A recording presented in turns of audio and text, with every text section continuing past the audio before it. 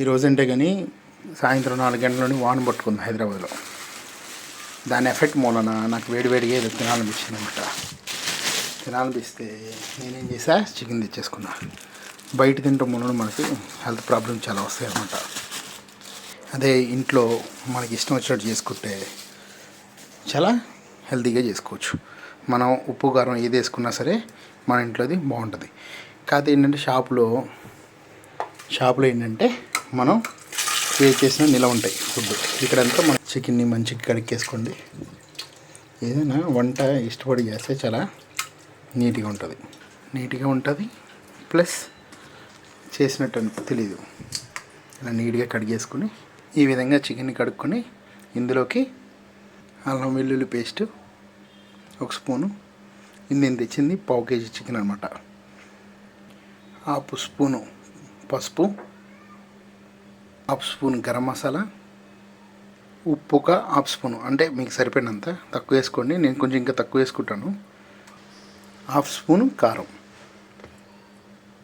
ఒక పెద్ద spoon corn powder, ఇంకో 1/2 స్పూన్ కూడా వేయండి. 1/2 స్పూను. ఆ స్పూన్ అంటే స్పూన్లు వేసారు సినిమాలో చూపిస్తారు కదా జోగ్గా, అలా కాకుండా స్పూన్ సైజ్ అంతా కార్న్ పౌడర్.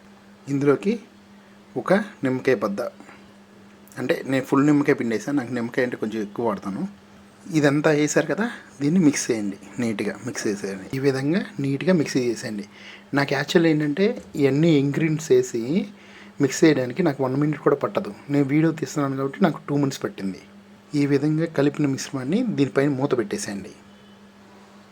ఈ విధంగా మూత పెట్టేసి 2 నిమిషాలు పక్కన పెట్టి స్టవ్ని వెలిగించండి. స్టవ్ని వెలిగించి మీకు ఇష్టమైన పెనం పెట్టండి. నాకు స్టీల్ పెనం, ఇది నాకు కావాలని నాకు ఇష్టంగా డిమార్ట్లో డిమార్ట్ కాదు మెట్రోలో తీసుకున్నా ఆఫర్లో. నాకు ఇది ఇష్టమైన కళాయి అనమాట. ఇందులో మంచిగా పోపు దినుసులు కానీ పప్పు కానీ అన్నింటినీ ఏదైనా సరే తాళం పెట్టుకోవాలన్నా, కోడిగుడ్డు అట్లా వేసుకోవాలన్నా ఏదైనా సరే బాగుంటుంది, చాలా బాగుంటుంది. సింపుల్గా ఇట్లా ఫ్రైడ్ రైస్లు చేసుకోవాలని నేను ఈజీగా బాగుంటుంది, చాలా అందంగా ఉంటుంది. దీన్ని పెట్టేసి దీంట్లో ఆయిల్ పోసుకోండి. ఆయిల్ ఎప్పుడైనా సరే 1 టైమే వాడాలన్నమాట. మనకి ఎంత కావాలో అంతే పోసుకోవాలి.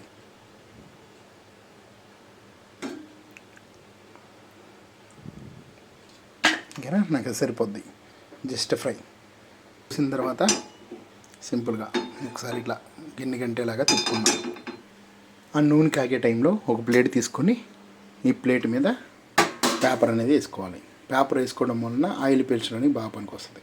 ఈ విధంగా పేపర్ పెట్టేసుకున్నా గిన్నెలో. ఇప్పుడు మనం కలుపుకున్న చికెన్ తీసి ఇక్కడ పొయ్యి దగ్గర పెట్టుకొని దగ్గరలో నీట్గా ఒక్కొక్క పీసు చూసారా కాగింది, మంచిగా సౌండ్ వచ్చింది. అలా నీట్గా సర్దుకురండి. మంచిగా ఇలా అన్నీ విడివిడిగా ఇలా పెట్టేసుకొని మంచిగా యాగనివ్వండి.